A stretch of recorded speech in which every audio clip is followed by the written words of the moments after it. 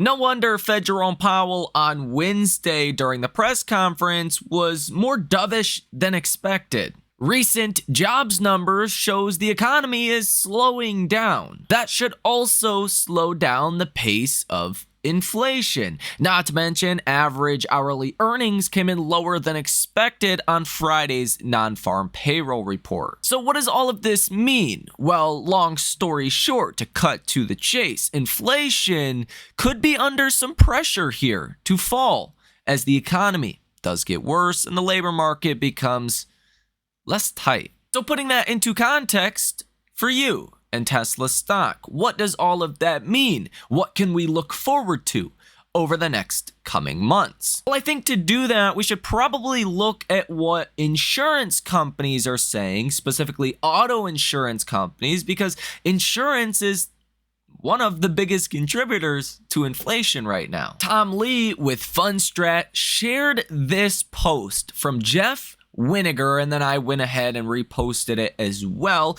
Follow the X account if you have not already. It's Michael Tyler over there, and you will see a lot of this information we cover in videos first before a video is actually made. But this X post says auto insurers are crushing the S&P. I would fade this. Yes, there's more to auto insurance than the value of the car. Of course, when you insure your $50,000 Tesla or $30,000 Tesla, you're not paying a premium necessarily for the car. Most of the premium you're paying for is in case you were to get into an accident and injure someone and you were to get sued. But that's neither here or there. This post says KBB says that new car prices are near a 2-year low. Used cars are down 4% from last year, and Tesla is cutting prices. If you look at these charts here, auto insurance stocks are beating the markets by a large margin. But if you look at this green line here, it says CPI motor vehicle insurance relative to CPI all items. Auto insurance inflation is greater than general inflation just by itself. This is something my mother would agree with. She talks about how much auto insurance has went up. Personally, my auto insurance just comes right out the bank account, so I really haven't noticed. But when I went and checked, it's a lot higher than the last time I checked, the last time I signed up for an even new policy. I will tell you, insurance in my homes is insane. The first house that I bought in 2019, which is now a rental, the initial mortgage payment was around $500 a month. I live in Michigan. Homes are cheap. That was like a $75,000 house. Today, just based on escrow cost and insurance cost, that mortgage is around $800 today. Same with this home. I mean, the escrow, the original mortgage, is up like $300 compared to what it was back in 2021 when I bought this house. Now, why I point that out is because even if I wanted to slow down the pace of raising rents, right, every 12 months on a new lease, I can't, because every year insurance costs have been driving up that mortgage payment. I point that out because if insurance rates start to come down or just not go up anymore or not by that much, that could even allow some disinflationary progress in the housing market based on rents. I would love to stop raising prices on my rentals. That would be awesome if my input cost were not going up at such an aggressive pace. Like, no exaggeration, my original mortgage back in 2021 is up 35+% just based on insurance cost with a fixed 30-year mortgage. That's ridiculous. Now, to highlight the non-farm payroll report that came out on Friday. The estimate was anywhere from 240,000 to 250,000 job ads, and over 90% of economists were wrong. Nobody expected a number besides two economists less than 175,000 jobs. We came in at 175,000 jobs, if you're not aware. Now, general economic practice would say that if people are having a harder time finding a job, or if there's less jobs being created, or more people getting laid off, as ZipRecruiter suggests, well, that means people are not going to have as much money, especially if they're getting laid off, to go out and buy things, meaning companies are going to see their revenues come down and thus start to cut prices to try to bring in more demand, or at the bare minimum, maybe not cutting prices, but not raising prices anymore. So a little bit of weakness in the labor market and or the economy could be good news for inflation. Now, too much weakness in the economy or the labor market would be really good news for inflation, but also really bad news for stocks. I think as just a baseline approach here, you're probably not going to see any kind of material slowdown, or at least not a recession this year, because of the election coming up in about 6.5 months. It is like political, I don't want to say it, but suicide to have a recession and people losing their jobs en masse during an election year. That's in nobody's best interest, especially during an election year. But unfortunately, markets, they don't sell off when you go into a recession. Markets sell off when recession fears grow, when it looks like you may enter into a recession, in which that could happen this year. I will reference Tom Lee again. He recently said about 3 days ago that stocks could actually be flat or down mid-year heading into the election, based partly on that, but more so on the political headlines that we will start to get.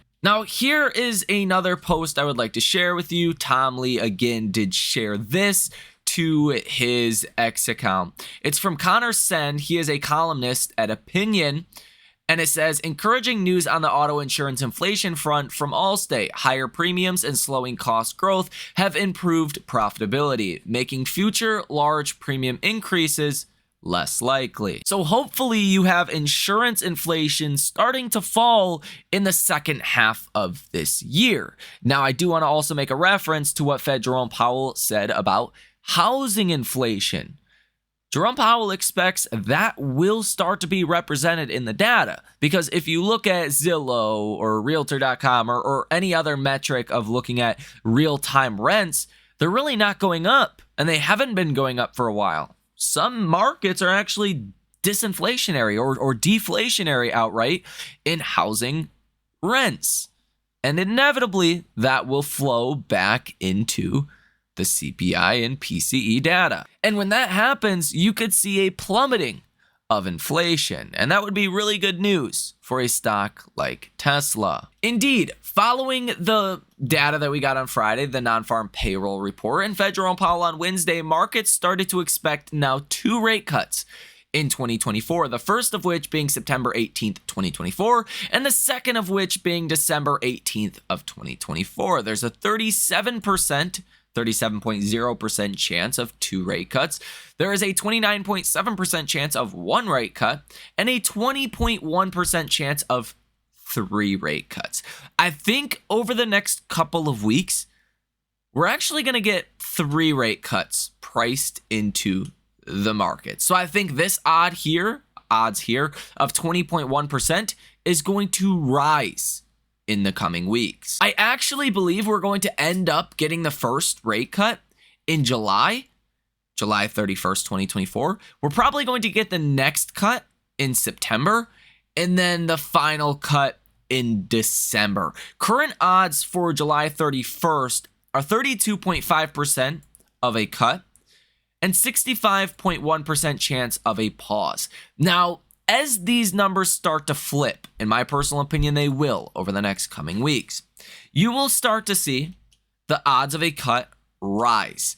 That likely means 10-year Treasury yields will fall further, which will put upward pressure on interest rate sensitive stocks like Tesla. I believe we will get that first cut July 31st, 2024, because I think the economy and the labor market will continue to weaken, and I do believe inflation is probably going to come in lower than expectations. And there's still plenty of time for the markets to price in the first cut coming July 31st. There's 5 weeks and 4 days, 56 minutes until the June 12th Fed meeting. After June 12th, it is 7 weeks before you get the next meeting on July 31st. So you are going to get 3 more non-farms. You're going to get 3 more inflation reports before July 31st. I mean, to be quite honest, it wouldn't even surprise me if markets start to price in a cut in July, a cut in September, a cut in November, or again, a cut in December. It's possible to get 4 rate cuts this year if between, now and July 31st, you do see inflation fall and you see the economy weaken from here. Because it's important to remember, based on, again, common practice of monetary policy theory, as inflation falls and the Fed funds rate stays where it is, you're putting more restriction on the economy as inflation falls. Now, whether or not that is true, that is common theory. Well, to a certain extent, you want to start dropping rates as inflation falls. And you've already seen a lot of progress on reducing inflation. If you get further progress from here, you could start seeing a lot of rate cuts. Now, this would be massively positive for Tesla. Hugely positive. Think about it like this. Tesla is, by definition, the most interest rate sensitive company, period. There is no other company that is more interest rate sensitive than Tesla. You can really look at this on multiple different fronts. Tesla does not go out and raise capital, so their debt, if you will, their debt issuance is not dependent on interest rates. They are self-financed. They finance their own growth, meaning their cash that they make, their profits, they reinvest that back into their investment prospects. So no, Tesla's not like a small cap stock in that nature that is heavily dependent on raising capital. So that's really not part of it. But 80% on average of new car purchases are made with a loan. So 80% of Tesla's customer base is affected as rates are this high. And let's be honest, it is unaffordable to try to finance really anything. Shoot, a house I was looking at recently was actually under escrow for, but fell through because of extensive electrical problems that nobody really knew about until we got into inspections. This was a $240,000 house that was going to have a mortgage of about $2,300 a month. That same mortgage back in 2020 or 2021 would have been about $1,300. So you can imagine what's also happened in the auto market, really auto lending market. It's just unaffordable to finance anything. So as rates start to fall, a lot of people can upgrade their vehicles if they have an older variant of a Tesla, like a 2020, 2021, or 2022. A lot of people may opt to get a new vehicle.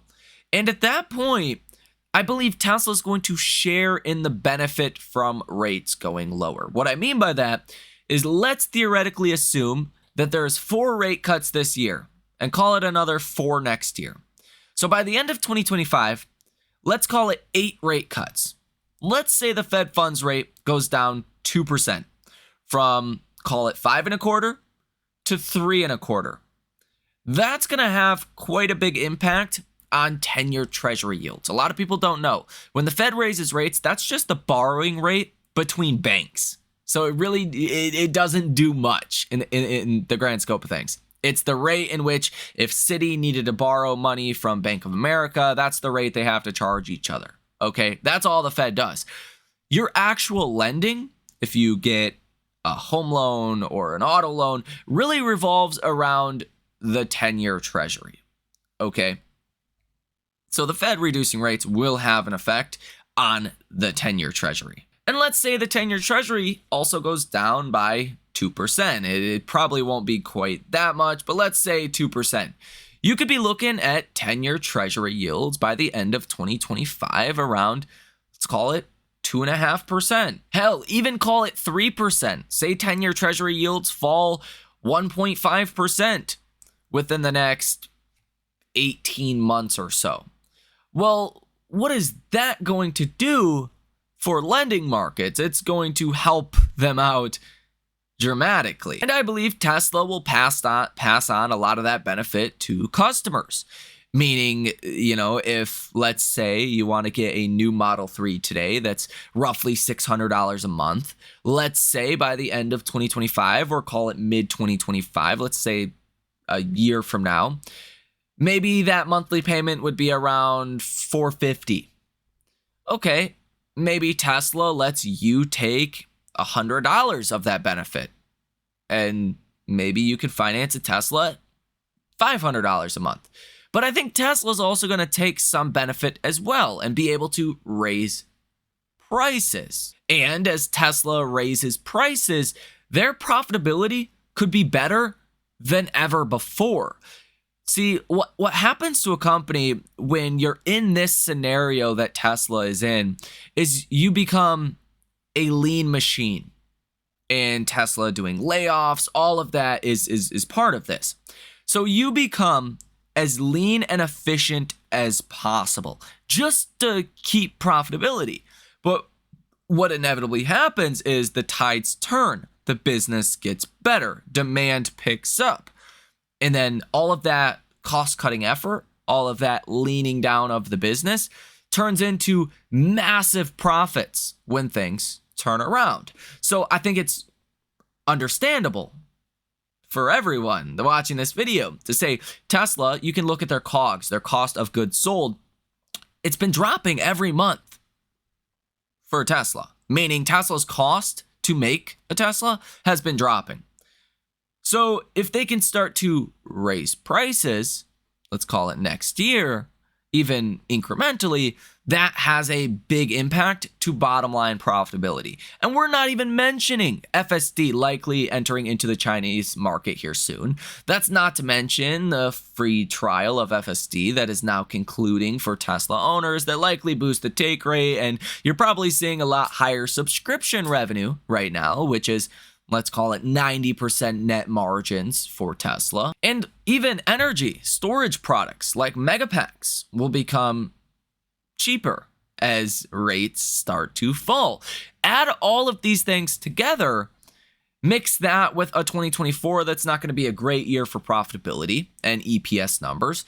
Coming in 2025, I think Tesla could shock everyone. I think people are setting the bar way too low for Tesla. Now, obviously, the bulk of what is said here in this video will depend on the state of the economy, whether or not it weakens too much, strengthens from here, or just continues to slightly weaken, as really is my expectation, and the path of inflation. If inflation continues to rise, well, throw this video away. It's not going to do you any good because you're not going to get 8 rate cuts by the end of 2025. But I think it's very possible that you do see more weakening, that you do see rates that start to fall as soon as about 13 weeks from now, because you're going to have a lot more data between now and then. And again, 13 weeks from now is that July 31st Fed meeting. Now, in a nutshell, what could this do for Tesla stock over this summer if you do in fact start to get Fed rate cuts? Now, again, it's important for that context because on average, check this out. On average, when the Fed cuts rates the first time, the S&P tends to fall 23% over a 190-day period. So yes, normally when the Fed cuts rates, it's not good for stocks. But normally the Fed is cutting rates because you're entering into a recession.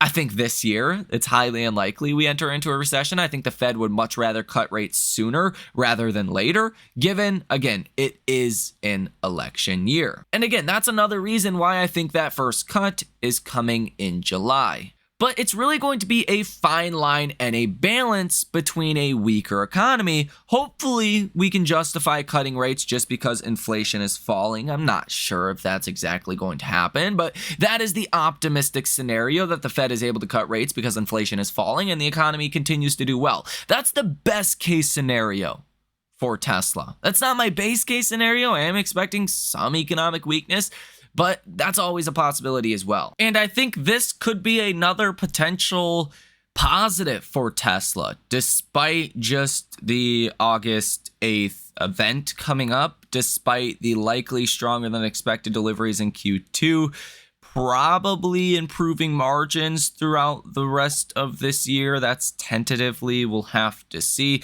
Better expected growth in 2025, all of these positive catalysts. And then you could start to look at, I said that weird. You could start to expect more rate cuts coming throughout this year. Add all of this together, and I could see even by midsummer, the next couple of months, Tesla stock being a lot higher than where it is today in the 180s. We're talking north of 250. But hey, that's just my personal opinion. Let me know what you think about this down below in the comments section. Do you think inflation is going to continue to fall? How do you think the economy is going to play out from here? Is it going to kind of just trend at current levels? Is it going to get worse? Is it going to get better? Let me know what you are seeing out there in the economy with your job, and how are things out there? Let me know what you guys think down below in the comment section. If you guys would like to come trade with us live in real time to be prepared to trade this market in either direction it goes, whether it goes up, down, spins in circles, goes sideways for a while, you can stand a profit in any market environment. Come join us, link down below in the description of this video. You guys have a great rest of your Saturday, and I will see you in the next one.